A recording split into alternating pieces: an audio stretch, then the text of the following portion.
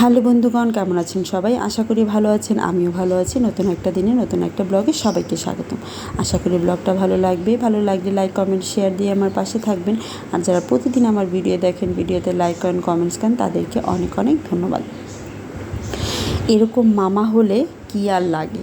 দেখুন তো, আমার ছেলে বেশ কয়েকদিন ধরে অনেক অনেক অনেক খুশি তার মামাকে পেয়ে, আর মামাও খুশি তার ভাগ্নেকে পেয়ে। খুবই ভালো সময় কাটাচ্ছে দুজনের পেছনই ছাড়ছে না। একজন আরেকজনের মনে হচ্ছে যে পরিপূরক। একজন যেখানে যায় আরেকজন সেখানেই যায়। মামা যেখানে ভাগ্নে সেখানে। যাই হোক, ও যেন, আমার ভাইটা ইলেকট্রনিকের অনেক কাজ জানে, আর ও ইলেকট্রনিক নিয়ে পড়াশোনা করেছে, যার ফলে ওইগুলো ভালো পারে। কি যেন কি দিয়ে কি বেলুন ফুলাচ্ছে, আমি এটা বুঝতে পারছি না। ব্যাটারি দিয়ে, চার্জ দিয়ে কীভাবে যেন। আর এইটা দেখে তো আমার ছেলে খুবই খুবই খুবই খুশি। এর জন্যে ওর পেছন ছাড়ে না আমার ছেলেটা। যেখানে যায় ওখানেই যায়। ও খাওয়ালে খায়, না হলে খায় না, এই আর কি। এই করেই দিনগুলো পার হচ্ছে। আর দেখুন, আমাদের গাছে আজকে দুটো বেলি ফুল ফুটেছে। এত সুন্দর লাগছে, আর এত ঘ্রাণ, মানে সেটা বলার মতো না। সবাই তো জানে যে বেলি ফুলের ঘ্রাণ কতটুকু সুন্দর।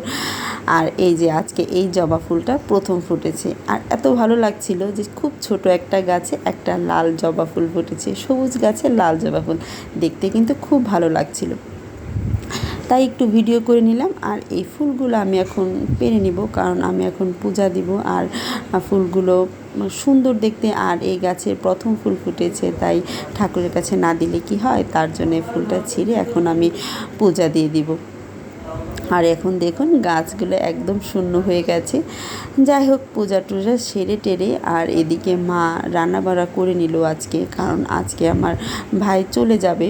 অলরেডি ও চলেও গেছে, আর ও যাওয়ার পরে ও খাওয়া দাওয়া করে যাবে বলে সকাল সকাল তো বের হয়ে গেছে, যার ফলে মা খুব সকাল সকালই রান্নাবাড়াগুলো করে ওকে খাওয়িয়ে দিয়েছে আর কি।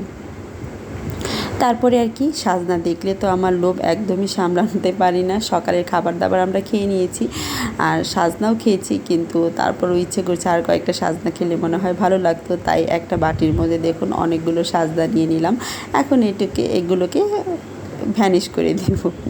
তারপরে কি, এখন ছেলেকে ঘুম পাড়িয়ে দিলাম। আর আমার ছেলের মন তো খুবই খারাপ, কারণ ওর মামা চলে গেছে। ওকে বলেছিল যাওয়ার জন্য, কিন্তু ও যাবে না। ও আসলে যতই মানুষকে পছন্দ করুক, যাই করুক, ও মানে মা আর দিদাকে ছাড়া, ঘরের মানুষ ছাড়া অন্য কারোর সাথে যেতে চায় না। এই যে ও তো, আমার ভাই তোষামত করলো যে চলো যাই আমাদের বাড়ি। বলল যে না, ও যদি বেড়াতে যায় তাহলে ওর সাথে যাবে, কিন্তু ওদের বাড়িতেও যাবে না, ওর এক কথা।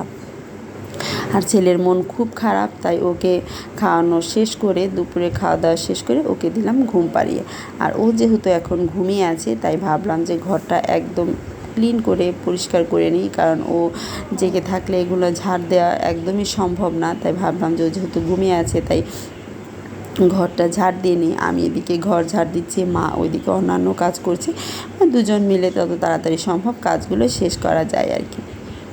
আর দেখুন আমার ছেলে ঘরের কি অবস্থা করে রেখেছে, একদম চাল টাল ছড়িয়ে ছিটিয়ে। ও প্রতিদিনই দেখা যায় যে চাল, চিনি, ডাল এগুলো দিয়ে খেলা করে, আর সারা ঘর ছিটিয়ে রাখে। আমি এক এক করে সবগুলো ঘর ঝাড় দিয়ে নিলাম। আর এখন হলো বিকেলের দিকে। ছেলে ঘুম থেকে ওঠার পরেই ও হঠাৎ করে বলছে আমি আজকে এখন সেমাই খাবো। খাবে তো নাই অযথা, কিন্তু মুখ দিয়ে যেহেতু বলেছে।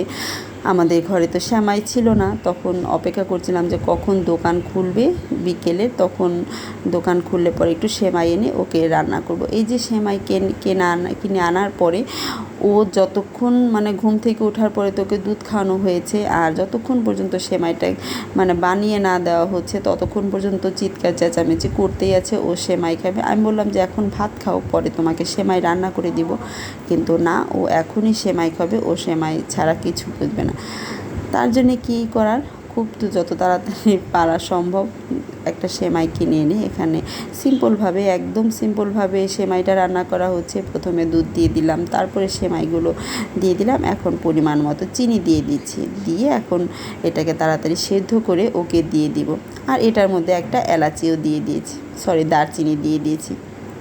এলাচিটা ঘরে নেই, থাকলে এলাচিও দেওয়া যেত। এখন এটাকে ভালোভাবে সেদ্ধ করে নিব, কারণ আমার ছেলের আর তর সইছে না কখন ওকে দিব আর কি। আর এর মধ্যে মাকে ওর মন ভোলানোর জন্য মা ওকে নিয়ে ছাদে চলে গেছে। মা বললো যে আমি ওকে নিয়ে ছাদে যাই, বাচ্চা আছে খেলুক করুক, আর তুই এগুলো সেমাইটা বানিয়ে নিয়ে ছাদে নিয়ে আয়। আমিও আমি একই কাজ করছি। এখন সেমাইটা রান্না করে আমি এখন ছাদে নিয়ে যাব। এই যে দেখুন আমার সেমাই রান্নাটা হয়ে গেছে। এখন এটা একটা প্লেটে বেড়ে দিব, তারপরে ঠান্ডা করে নিয়ে ছাদে চলে যাব। যাই হোক, আজ এই পর্যন্তই। আশা করি ব্লগটা ভালো লেগেছে। ভালো লাগলে লাইক কমেন্ট শেয়ার দিয়ে পাশে থাকবেন। টাটা।